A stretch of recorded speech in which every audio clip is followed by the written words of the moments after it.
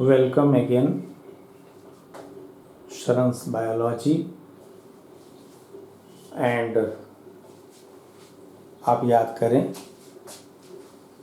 Previous class में हम लोगों ने पढ़ा था स्टैमेंस।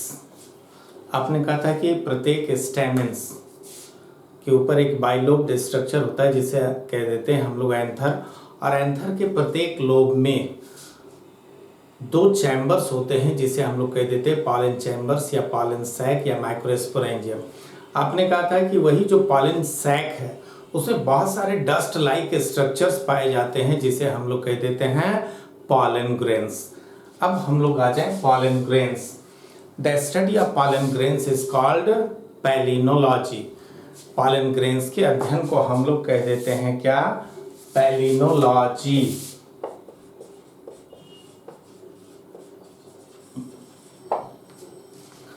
Each pollen grain is almost a spherical structure.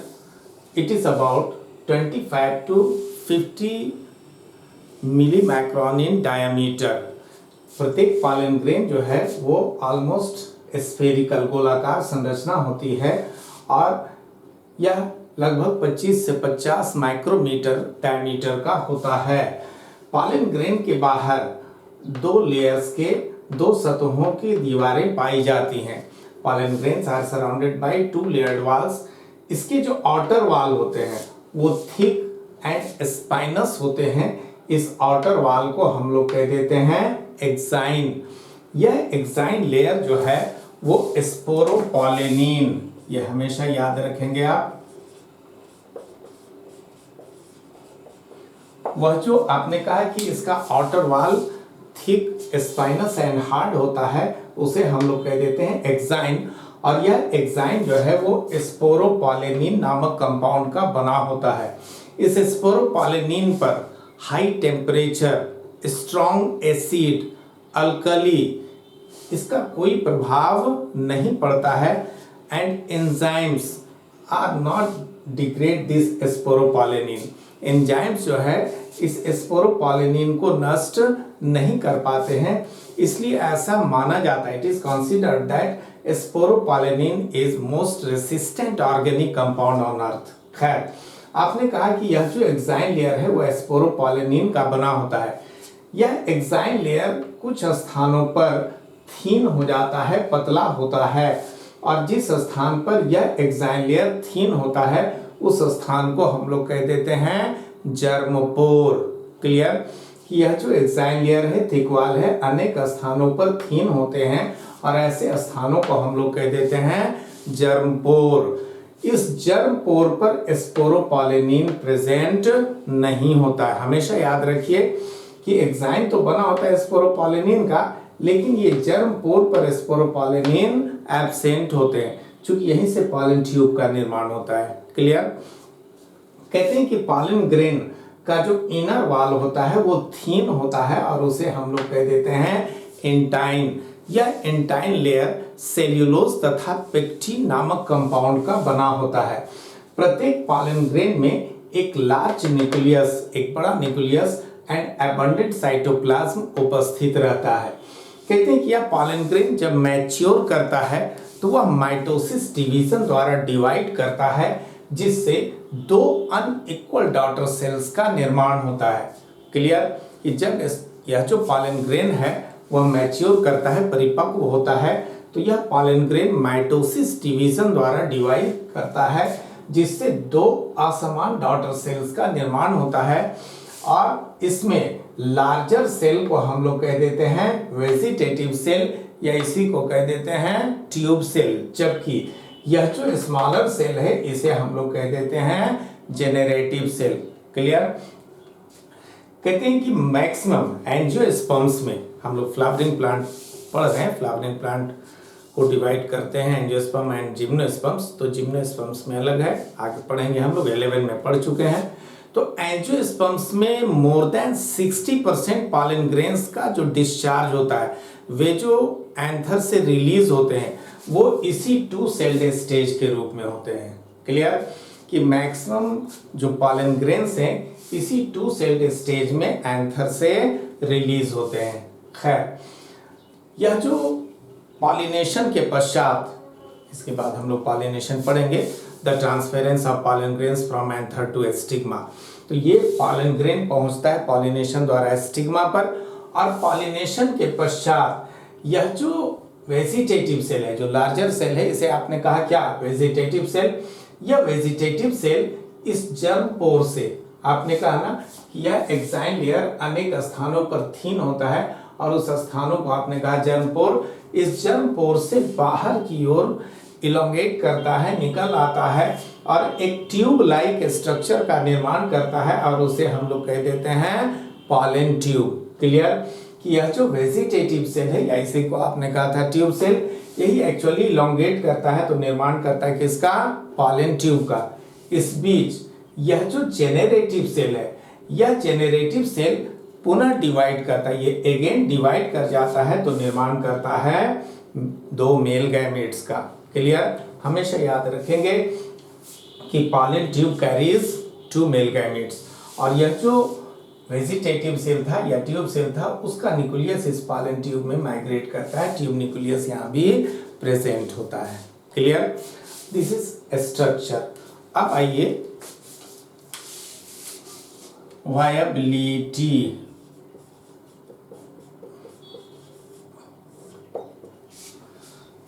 आखिर प्रश्न ये उठता है कि ये जो पॉलन ग्रेन्स हैं वो कितने देर तक, कितनी अवधि तक, कितने ड्यूरेशन तक वायबल होते हैं, मीन जीवित रहते हैं। ऐसा नहीं कि पॉलन ग्रेन्स हैं, अब 10 साल पुराना भी पॉलन ग्रेन है तो वो फर्टिलाइजेशन की क्रिया करेगा, ऐसा नहीं है।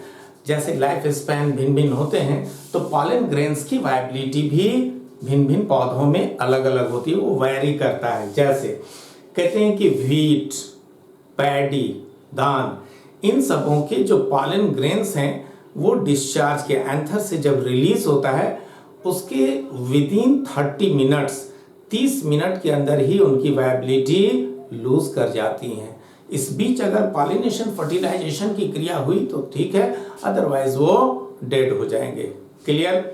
परंतु बहुत सारे पौधे हैं जैसे लिग्यूमिनेसी, लिग्यूमिनेसी आप लोग जानते हैं, पल्स फैमिली, दलहन परिवार, Solanaceae that is potato family, and Rosaceae, ये जो फैमिली के प्लांट्स हैं उसके पॉलन ग्रेन्स अनेक महीनों तक, बहुत दिनों तक वे वायबल होते हैं।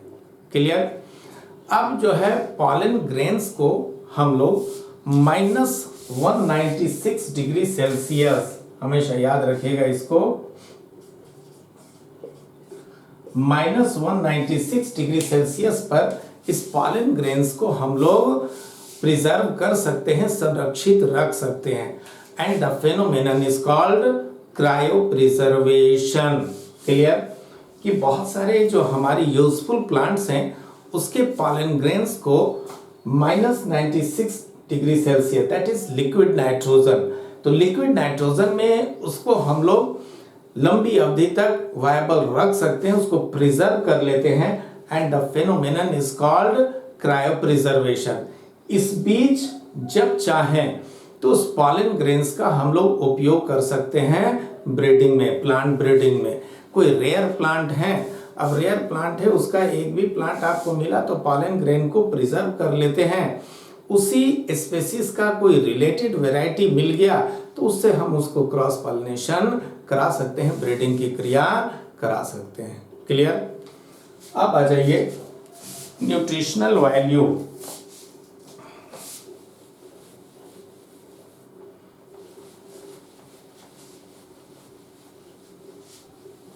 न्यूट्रिशनल वैल्यू कहते हैं कि पॉलन ग्रेन्स का काफी अधिक न्यूट्रिशनल वैल्यू होता है। ये जो पॉलन ग्रेन्स हैं उसमें काफी अधिक मात्रा में न्यूट्रिशन प्रेजेंट होते हैं। यही कारण है कि पॉलन ग्रेन्स का अब उपयोग किया जाता है फूड सप्लीमेंट के रूप में। क्लियर? लिख लेंगे आप यहाँ न्यूट्रिशनल वैल्यू,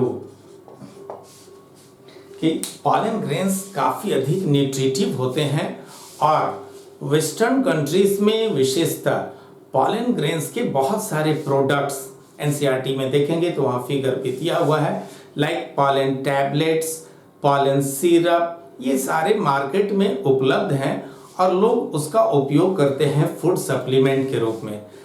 ऐसा देखा गया है, it has observed that the consumption of pollen grains enhances the productivity of athletes. ऐसा देखा गया है कि ये जो एथलीट्स है, एथलीट्स समझते हैं धावक, एंड रेस हॉर्स जो दौड़ में भाग लेता है घोड़ा, उनकी इफिशियंसी, उनकी कार्य क्षमता बढ़ जाती है इस पॉलन ग्रेन, पॉलन प्रोडक्ट के उपयोग से। क्लियर? इसलिए अब पॉलन ग्रेन्स का उपयोग किया जाता है फूड सप्लीमेंट के रूप में। इसका काफी अधिक न्यूट्रिटिव वैल्यू है। अब आ जाए एलर्जी।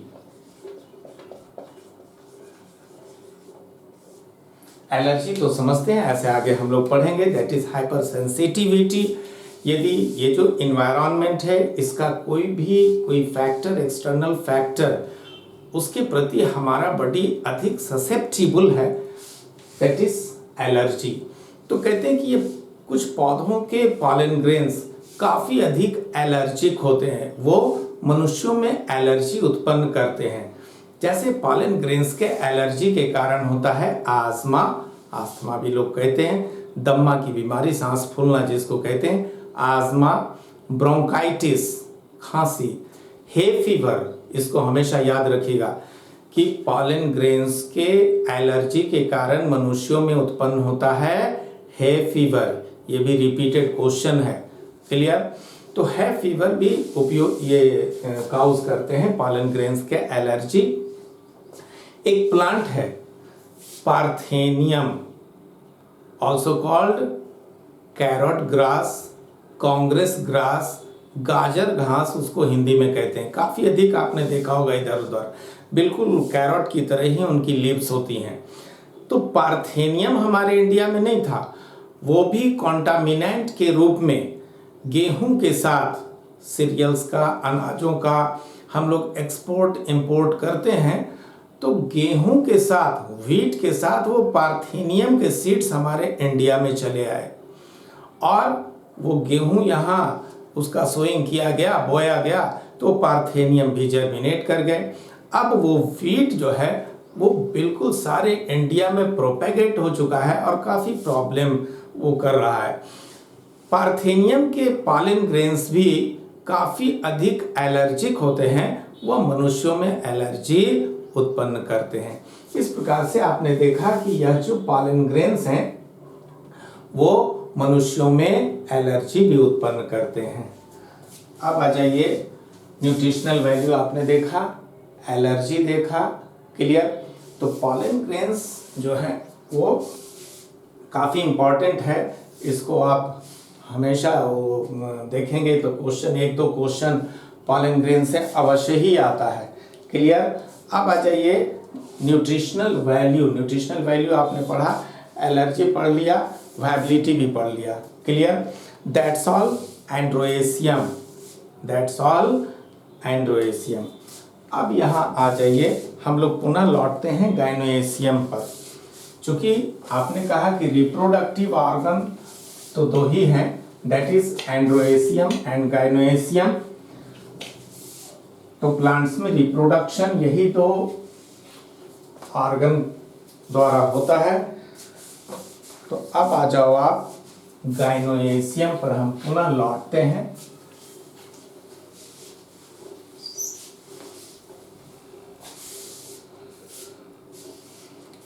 लिखेंगे गाइनोएशियम, हम लोग पढ़ भी चुके थे, या इसी को कह देते हैं हम लोग pistil.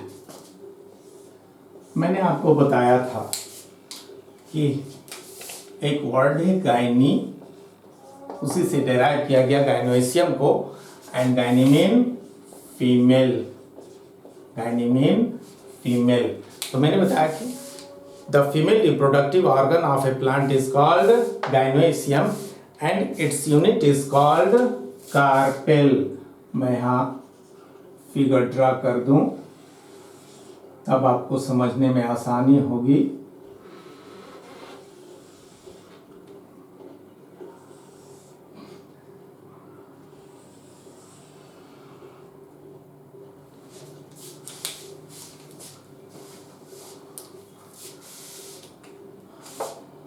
This one thalamus.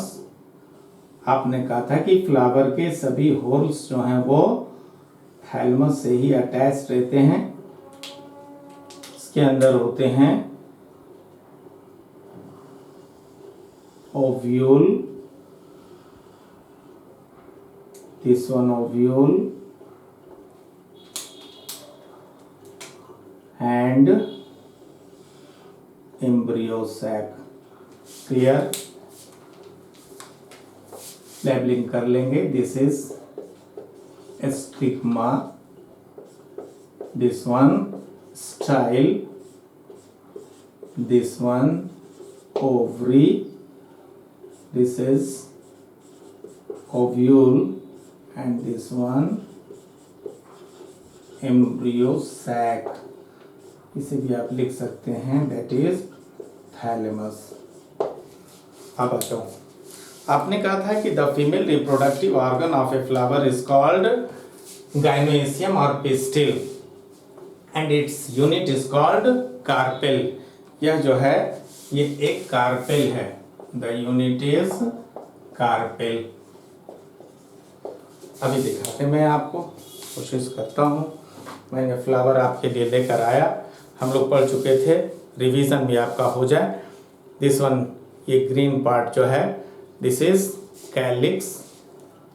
Calyx को हटाया जाए, this is calyx.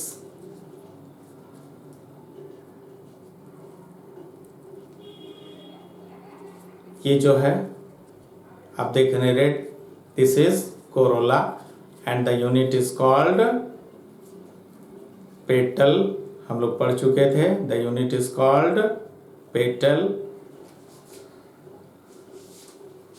This one, आप जो ये देख रहे हैं एलोइश, ये जो एलोइश है यही इसका है एंड्रोएशियम, जो आपने पढ़ा अब तक, ये एंड्रोएशियम। क्लियर? यहाँ देखिए आपको नज़र आ रहा होगा, मैं और अगर क्लोज करूँ, ये फिलामेंट, ये फिलामेंट है, और ये देखिए ऊपर एंथर नज़र आ रही है, एंथर्स आपको, और ये जो ये थ्रेड लाइक है, दिस इज फिलामेंट। अब मैं गाइनोएशियम निकालूं, गाइनोएशियम द फीमेल ऑर्गन,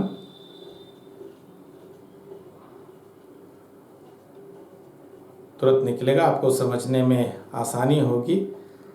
ये मालवेसी फैमिली का प्लांट है। कैरेक्टरिस्टिक है इसका कि इसमें म्यूसिलेज होते हैं, ये विस्कस होता है, चिपचिपा होता है, इसलिए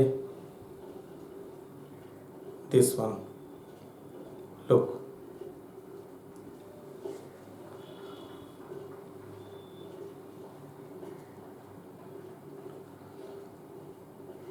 ये देखिए आपका आ गया गाइनोएशियम।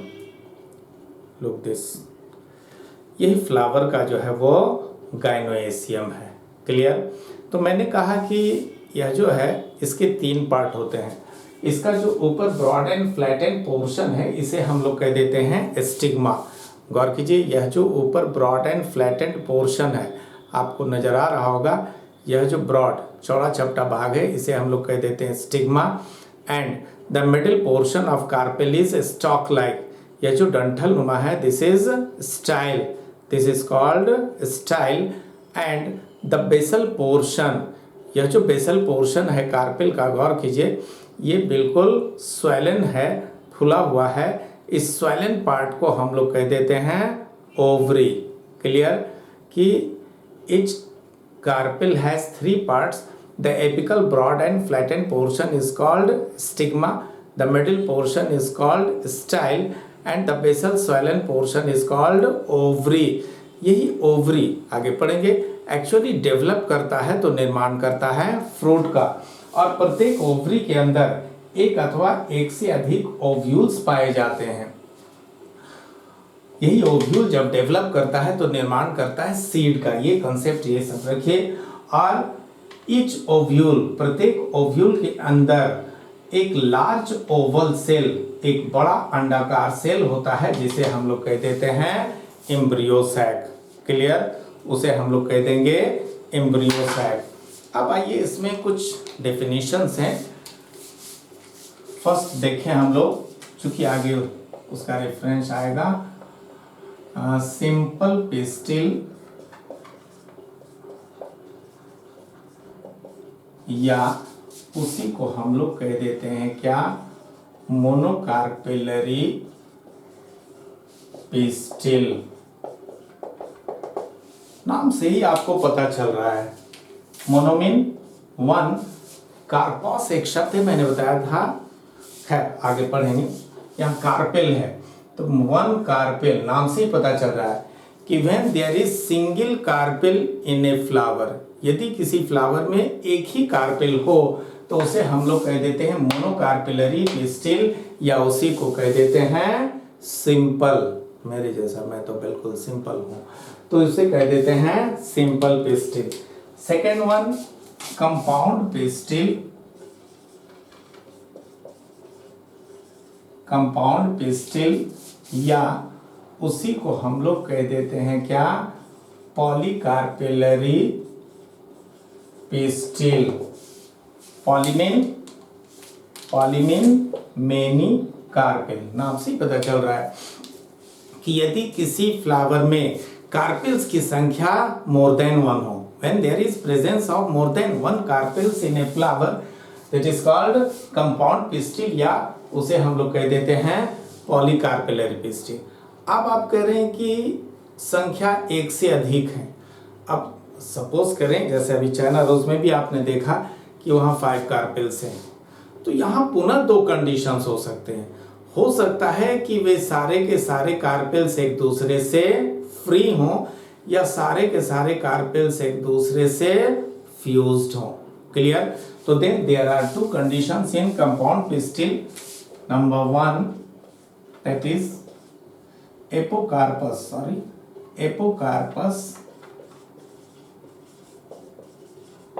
pistil,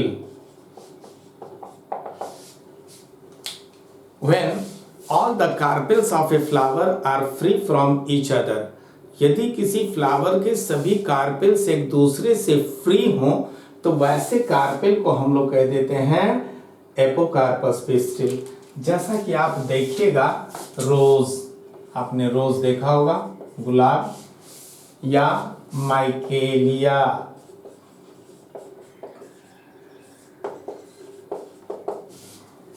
माइकेलिया चंपासा, दैट इज चंपा का एक फ्लावर होता है, उसमें आपको जितने भी कार्पेल्स होंगे वे एक दूसरे से फ्री होंगे। सेकेंड आ जाइए syncarpous pistil, syncarpous pistil, when all the carpels of a polycarpellary pistils are fused together, ये है तो बहुत सारे कार्पेल्स, और यदि किसी फ्लावर के सभी कार्पेल्स एक दूसरे से फ्यूज्ड हों तो उसे हम लोग कह देते हैं क्या, सिनकार्पस पिस्टिल। सिनकार्पस पिस्टिल जो होता है, अभी मैंने चाइना रोज में आपको मैंने दिखाया, तो ये जो चाइना रोज है गौर कीजिए, यहाँ एक्चुअली 5 कार्पेल्स फ्यूज्ड हैं आपस में, ये 5 कार्पेल्स हैं, वही एक्चुअली ये एक साथ फ्यूज्ड है। तो आप कहिए कि सर कैसे पहचानेंगे कि कितने कार्पेल्स फ्यूज्ड हैं? क्लियर? तो पहली बात है, देखेंगे नंबर ऑफ स्टिग्मा। हो सकता है कि उसके जितने भी ये स्टिग्मा हों वो फ्री हों, जैसा कि चाइना रोज में है, आप देख रहे हैं कि इसमें 5 स्टिग्मा है वो एक दूसरे से फ्री, हम समझ जाएंगे कि 5 कार्पेल्स हैं। हो सकता है कि स्टिग्मा फ्यूज्ड हों, जैसा कि मस्टर्ड में, धतूरा में देखिएगा वो सारे के सारे फ्यूज्ड हैं, बिल्कुल लाइक दिस। तो फिर देखेंगे नंबर ऑफ स्टाइल्स, हो सकता है स्टाइल्स फ्री हों, वो भी फ्यूज है। देन देखेंगे सबसे अच्छा इसका है तरीका, number of chambers in ovary. टूट गया, आप देखो, आपने कहा था कि ये बेसल पोर्शन को ओवरी, आप इसका ट्रांसफर सेक्शन काटेंगे, घर में ब्लेड से काटिए, उसके अंदर देखिए कितने चैम्बर्स हैं। जैसे घर में हम लोग वो लेडीज फिंगर, भिंडी की सब्जी काटते हैं, भुजिया, देखिए उसमें 5 चैम्बर्स हैं। भिंडी फ्रूट है तो वो कभी ओवरी ही रहा होगा ना, इसी फैमिली का प्लांट है वो, तो उसमें 5 चैम्बर्स हैं। ओवरी के अंदर जितने चैम्बर्स होंगे हम समझेंगे कि वहाँ उतने कार्पेल्स फ्यूज्ड हैं। क्लियर? तो लाइक सिन कार्पस पिस्टिल आपको मिलेगा, जैसा कि मैंने कहा, चाइना रोज या ब्रिंजल, तो कार्पेल्स वहां भी फ्यूज्ड हैं। लाइक मैंने कहा मस्टर्ड, सरसों, आपको वहां अपीयरेंस वन ही होगा, देखने में एक ही होंगे, क्योंकि वो आपस में सारा का सारा फ्यूज्ड है, इसीलिए आपको लग रहा है। उसका आप ओवरी का सेक्शन काटेंगे तो आपको क्लियर पता चलेगा। मस्टर्ड में भी 2 कार्पेल्स आपस में फ्यूज्ड होते हैं, वो टैक्सोनॉमी चैप्टर में हम लोग 11 में पढ़े हैं या आगे मैं पढ़ाऊंगा। क्लियर? तो ये हो गए पिस्टिल्स। अब हम बारी बारी से इसका अध्ययन करेंगे कि ओव्यूल का स्ट्रक्चर क्या होता है, कैसे डेवलपमेंट होता है, उसके अंदर यह जो ओवल सेल है, एम्ब्रियो सैक, इनकी क्या संरचना होती है, क्या फंक्शन होता है, उनका कैसे डेवलपमेंट होता है, देन हम लोग आगे पढ़ेंगे। क्लियर? तो इस क्लास में इतना ही, और बिल्कुल पढ़ते रहिए, मेन पॉइंट्स नोट करते जाइए। एनसीईआरटी बुक्स का मैं पुनः कह रहा हूँ कि वहाँ डिस्क्रिप्शन बॉक्स में दिया गया है, उसका भी रेफरेंस लें आप। कोई पॉइंट, एक शब्द एनसीईआरटी का, एक टर्म भी छूटना नहीं चाहिए। मैं कोशिश करता हूँ कि आपको उससे ज़्यादा ही दूँ, और मेरी कोशिश यह जारी रहेगी। So thank you students, and wait for next lecture. Okay, thank you. और सब्सक्राइब जरूर करें, चूँकि आप सब्सक्राइब नहीं करेंगे तो फिर मुझे पढ़ाना अच्छा नहीं लगेगा, इंटरेस्ट जागेगा नहीं।